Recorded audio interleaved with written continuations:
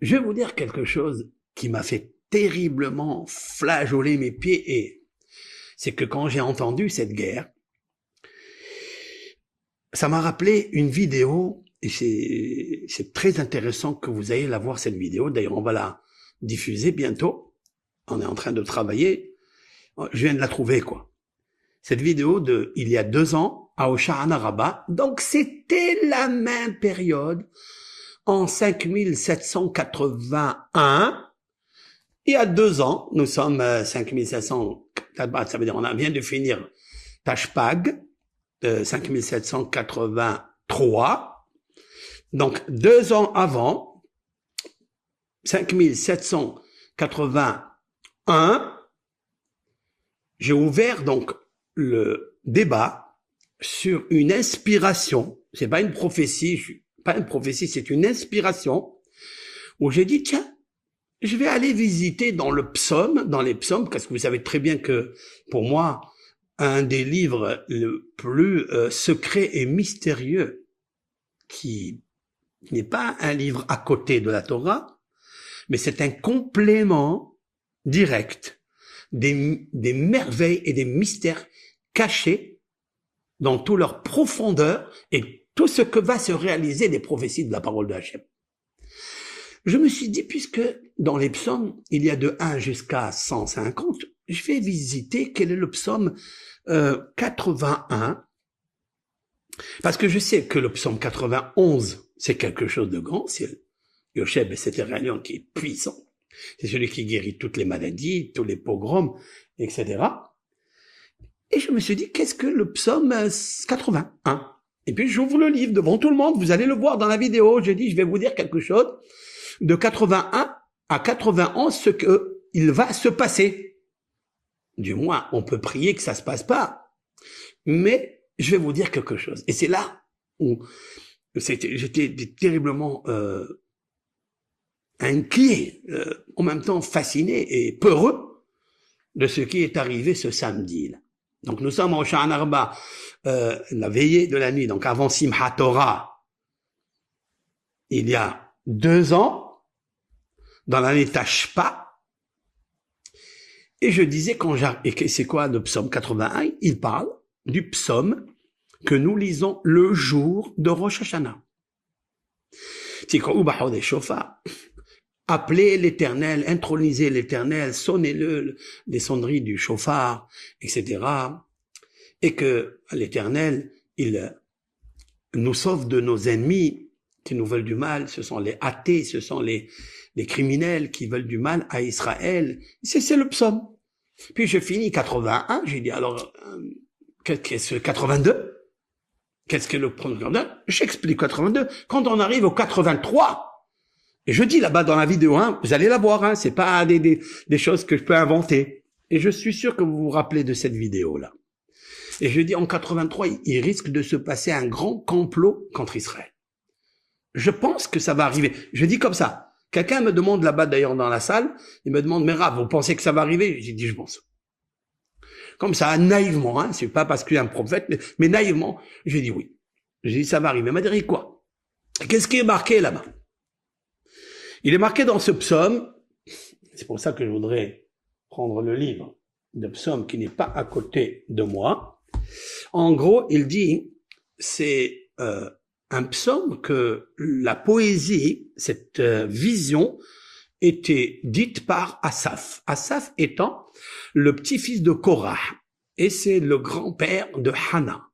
Vous savez que Hana, elle a dit Me'ashpot Yarim Evion, c'est-à-dire que des poubelles, il sauvera, il élèvera, c'est-à-dire il lèvera, il triomphera. Evion, c'est indigène, c'est-à-dire celui qui n'a même pas un repas à manger.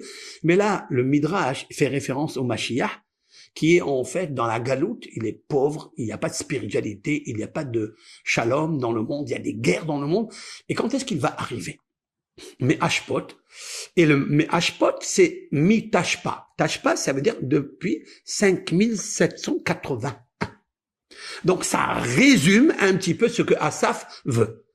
Et donc, Asaph, il dit, Aldomi, l'Éternel, ne te tais pas, ne fais pas semblant que tu es sourd, réveille-toi et sauve-nous. réveille-toi et sauve-nous. Et puis, c'est incroyable. Réveille-toi, Hachem, et sauve-nous. Qui? Parce que il y a des ennemis à toi qui te veulent du mal et ils veulent anéantir et faire oublier le nom d'Israël. Vous regardez le psaume, vous pouvez le lire, hein, ouvrez, si vous avez en français, ouvrez le psaume 83, car ils veulent effacer le nom de Israël. Et Israël, c'est pas possible de l'effacer parce que c'est toi, l'Éternel, qui a choisi le peuple élu, Israël, parce que Israël a suivi les lois de la Torah, malgré que c'est difficile. Il en a 613. Et donc David Amelech, il dit, et le terme, il me revient très fort dans cette année, quoi. On est encore en 2023. Il me revient qui j'explique, car tes ennemis, Ya'arimu, vient du mot orma, vont ruser un secret.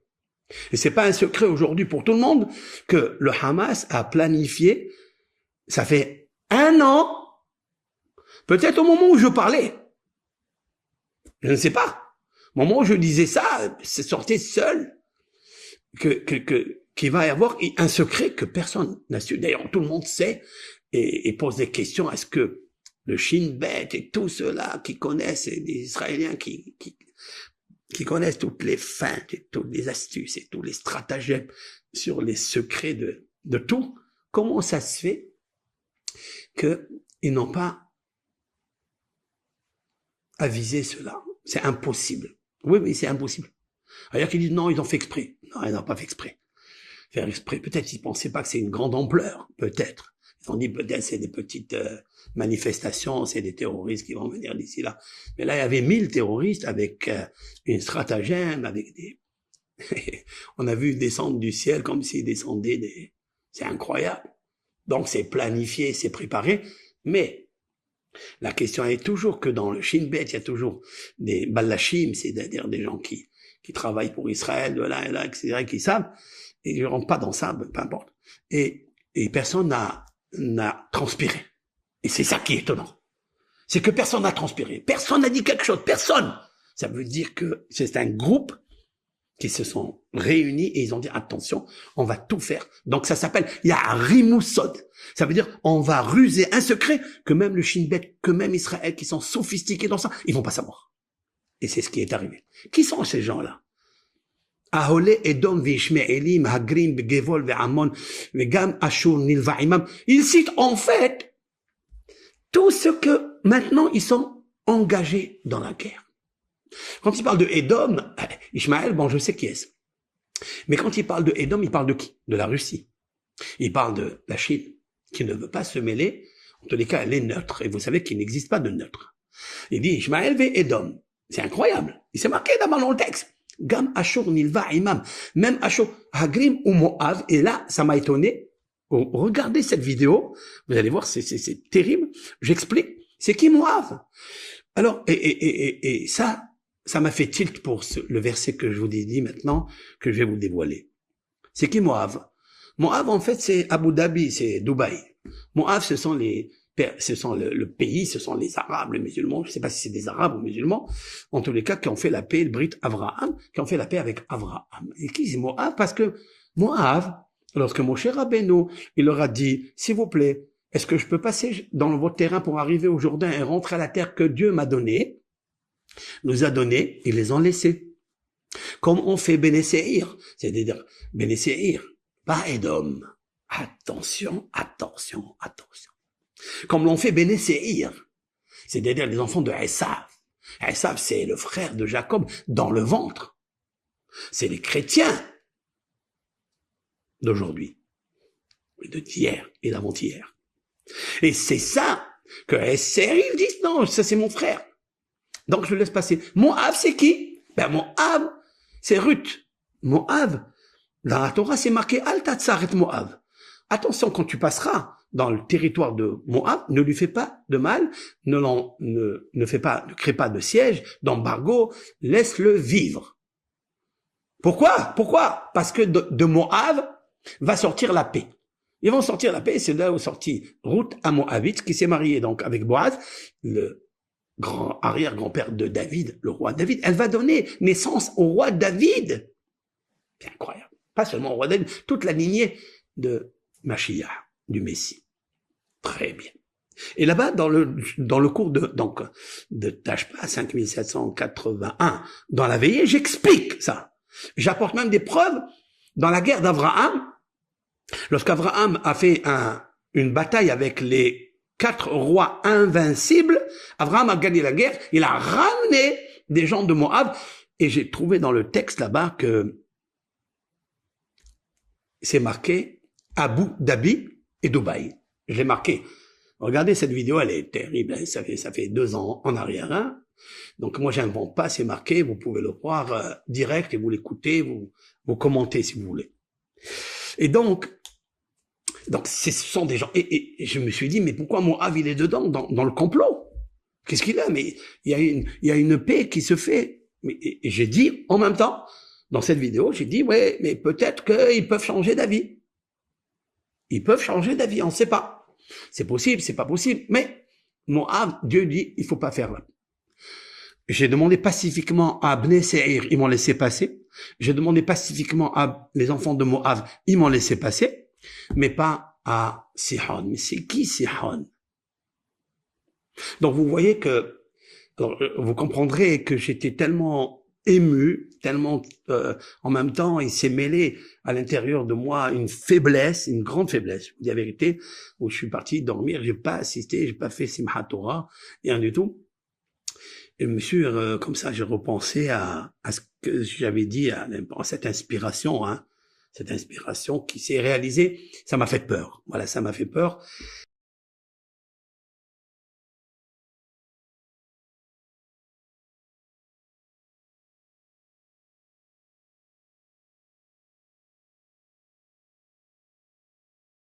Maintenant, regardez. Qu'est-ce qu'on est cette année? 5181. Je vais prendre le psaume 81.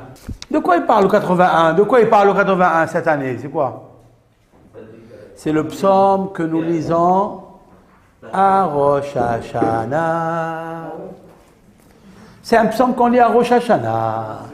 Allez, je vais vous rappeler. L'amnasé ala gitit le asaf. Haninu l'Elohim ozenu. Chantons à Dieu notre puissant. Hari'u l'Elohim Yaakov.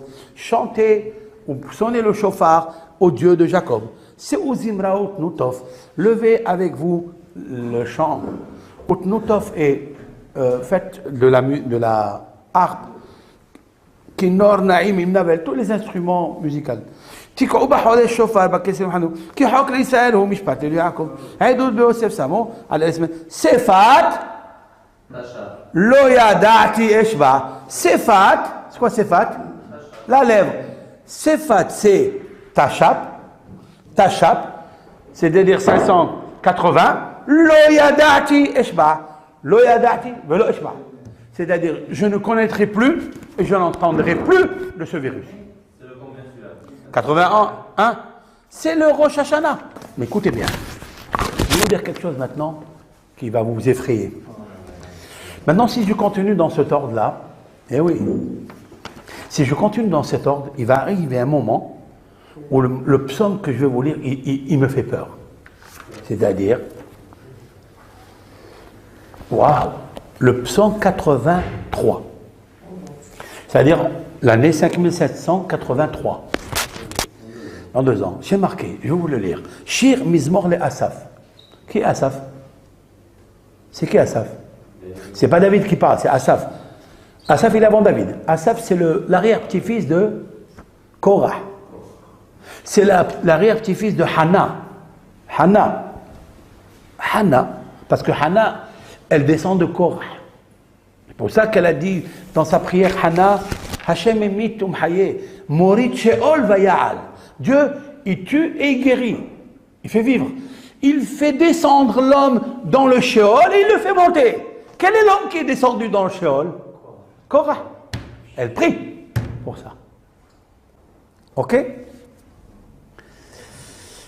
Il dit, Mizmor le Asaf, Elohim, Al domilach, al teherash, al tishkot el. Dieu ne te tait pas. Agis. Qui il est? Suivez ça. Oivecha, tes ennemis, c'est-à-dire les idolâtres, yehemayun, ils sont en train de se réunir. Umsan echa, et ceux qui te haient, naseurot, ils sont en train de lever la tête. Ala amecha ya'arimu sod. Sur ton peuple d'Israël, ils vont contracter un secret. Ils vont prendre des conseils. Ils vont dire, venez, on va les anéantir. Ils ne vont plus être un peuple. Et comme ça, le nom d'Israël ne sera pas souvenu. On ne va pas se parler, on ne va pas le mentionner. Ils ont contracté un conseil de cœur ensemble. Ils ont fait la paix. Ça va être des peuples qui sont en discorde maintenant. Et ils vont faire la paix, tous, pour te faire du mal. C'est qui ces gens-là? Écoutez ce que je vous dis. Aholé Edom, les tentes de Edom, Veishme'elim, et des Ishme'elim, Moav Vehagrim, Geval Ve'amon Ve'amalek, Pelechet Im Yoshvet Sour. Gam Ashur Nilbaïmam, Ashur c'est la Syrie, Nilbaïmam, Hayo Zeroa Libne Lot Sela. C'est qui Bne Lot? C'est Moav. Oui? Comment elle s'appelle la ville qui a fait la paix avec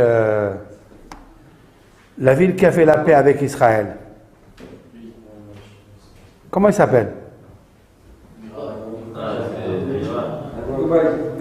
Elle s'appelle Dubaï. Elle a un autre nom. Abu. Comment on écrit Abu Dhabi? Vous vous rappelez l'histoire? Le Lot et ses deux filles avec ses gens. Ils se sont, pas ses gendres, les gendres ils sont, non avec ses deux filles, d'accord? Ils sont restés seuls dans une grotte, vous vous rappelez? Ils ont dit aux anges qui les ont sauvés, ils leur ont dit non, on veut aller dans cette montagne-là, dans cette grotte. Elles ont dit, écoute, là on voit qu'il n'y a personne. Elles ont pensé que comme la ville de Sédom elle a été anéantie, ils ont dit, il n'y a plus d'hommes pour procréer. Donc ils ont dit, avant Matan Torah, avant le don de la Torah, c'était permis.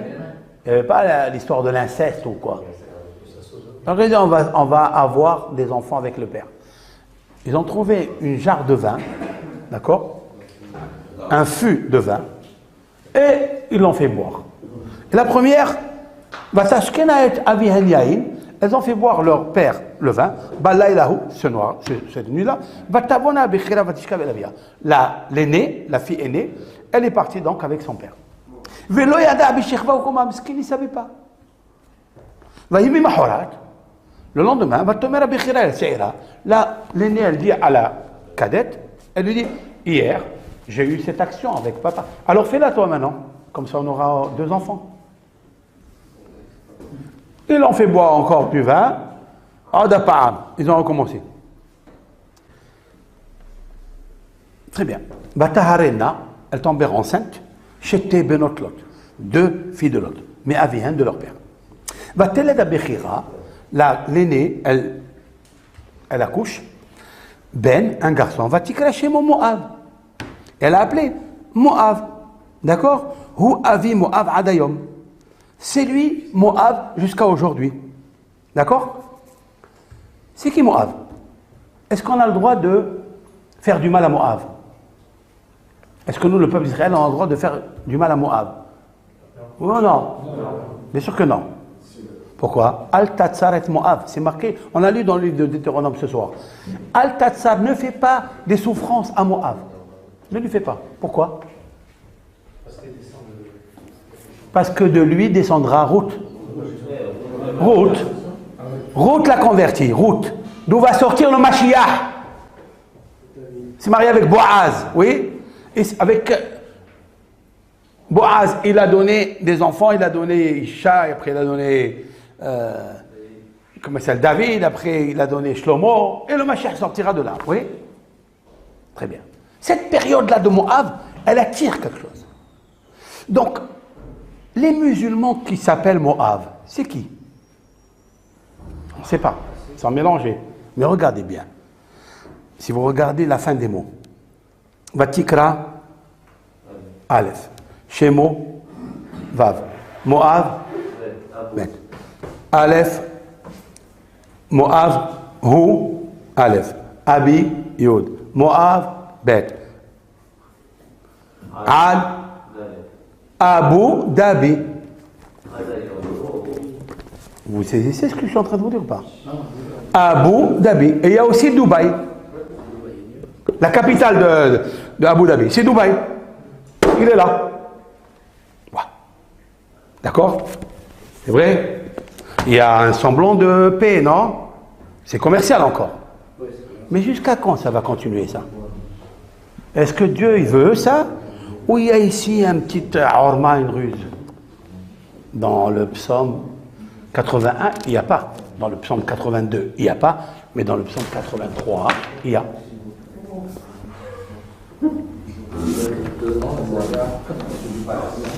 Geval ve'amon ve'amalek. Ahol et Edom, c'est-à-dire toutes les gens de Edom, c'est-à-dire Esav, Ve'ishmaélim, et tous ceux qui descendent de Ishmaël, c'est-à-dire c'est les faux croyants. Parce qu'il y a des musulmans croyants. Attention, très attention, ils font une différence avec ceux qui sont Moab, Ve'hagrim, tout ça c'est des pays. Moab c'est lui, Abu Dhabi, Dubaï. C'est là où on l'a trouvé, non? Et c'est pour ça qu'il est interdit de faire la guerre avec eux. Voilà, ils ont fait la paix. C'est très rare ça. Ça fait combien d'années? Ça fait 25 ans qu'ils travaillent sur ça à Israël, avec le Mossad, ils travaillent pour faire au moins la paix avec eux. Mais est-ce que c'est une paix pour la paix avec Israël ou c'est une paix parce qu'ils ont peur de l'Iran? Est-ce que c'est positif? Ils ont peur de l'Iran. Donc ici, à un moment où ils peuvent... Je suis en train de dire quelque chose, mais... mais quand ça sort Abu Dhabi dans Moab, c'est qu'il y a quelque chose. Et Abu Dhabi, il y a Dubaï dedans. C'est la capitale. La Torah, elle dit des choses ici extraordinaires, attention. Hein. Oui. C'est possible. C'est possible.